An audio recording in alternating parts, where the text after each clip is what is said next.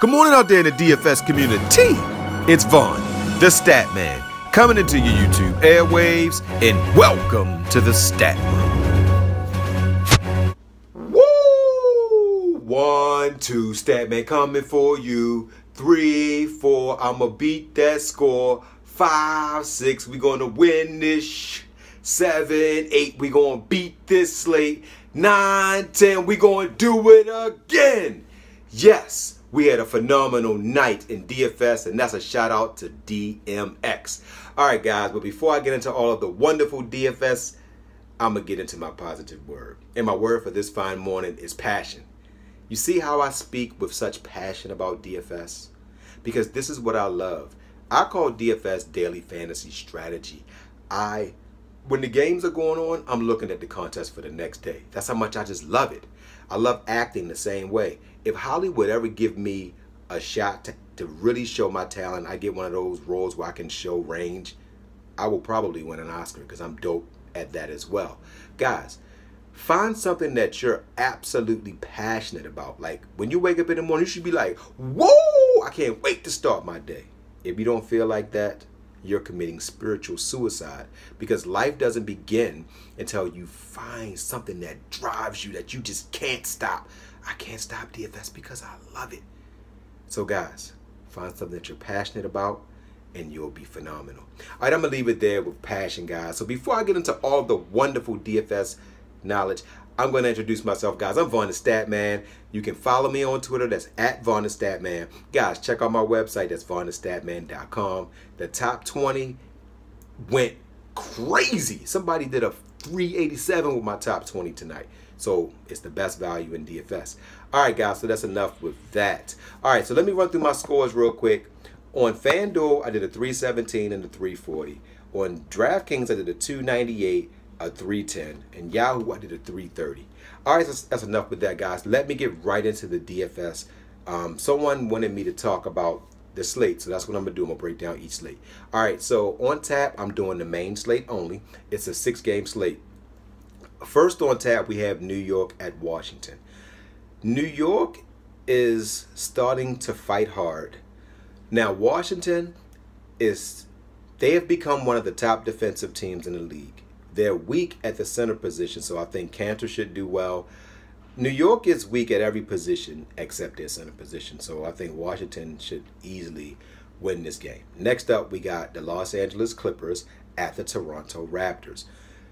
Toronto, what makes them so great is they have a very physical center. They have a very good point guard. Lowry is so shifty. The Clippers is going to have problems with Lowry. DeRozan is going to have problems with Lou Williams, and I think that the two centers cancel each other out. Next, you got Boston at Sacramento. This looks like a mismatch, doesn't it, guys? Didn't Atlanta and Golden State the other night look like a mismatch? And I told you that game would be close. This is the same kind of game. Boston is not as strong on the road as they are at home. But where Sacramento will struggle, Terry Rozier is an on-ball defender. If you've never played sports, what that means is he has the ability to affect the point guard. So basically, if you can stop the ball, everything else falls. That's a phrase I used to say when I used to coach basketball.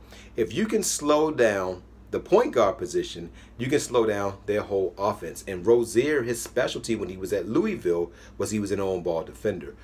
So Rozier is going to have a big night.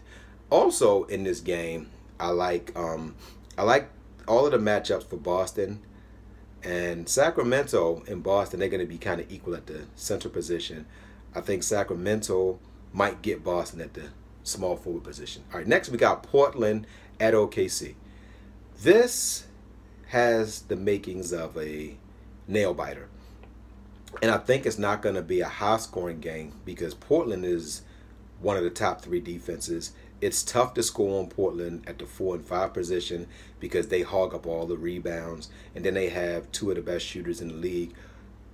OKC is now playing a slow pace. Portland is starting to play a slower pace now because they're getting into playoff mode. So this is going to be one of those, I think, 98, 95 games. It's going to be low scoring.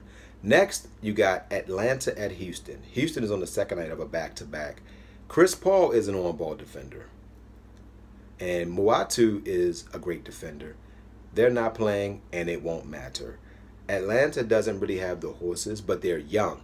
So I give Atlanta a puncher's chance, and I love Schroeder in this game. Capella is not going to dominate Dedmon like he did today. Dedmon is physical, he's strong, and the 3 position, I give that to Ariza because Ariza is one of the best defensive guys in the league. All right, next we have on the last slate, we got Utah going up against the banged up Golden State Warriors. They have no Stephen Curry. They have no Klay Thompson. They have no Durant. Draymond Green said he's going to give it a go. Utah is going to dominate this game. Gobert is going to probably get about 15 to 20 rebounds. Rubio should have his way. Golden State has the advantage at the 4 position because I don't think Favors can handle Draymond. Draymond to me is the key to Golden State. They can win without Durant.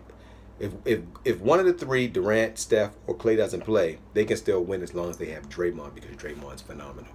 All right, guys, so that's breaking down the slate, guys. Let me go right into the 4 horsemen. Guys, I'm giving you point guard Rozier. He's $7,000 going against Sacramento. I already explained why I like him. Next, I'm giving you shooting guard Williams. DeRozan is not solid at the defensive end anymore. He doesn't move lateral. Lou Williams is a herky-jerk type guy. These kind of guys give him fits. You saw what Russell did to him. Williams is the same kind of player. Next, I'm going small forward Ingles. He's 6,400 against Golden State. Durant's not playing. Who's going to guard him? Iguodala? Iguodala is not quick enough. And that 3-point shot from Ingles is deadly. And he passes the ball. I think Ingles gets 35. Next, I'm giving you Marcus Morris from the Boston Celtics. He's 5,700 going against Sacramento. All right, guys. So that's it, guys. I am on to today. So, guys, don't forget to win-win. That means give people what they want so you can get what you want. And, guys, don't forget to think and ink. That means write it down so that way it come true. And find your passion so you can be great. Love you guys.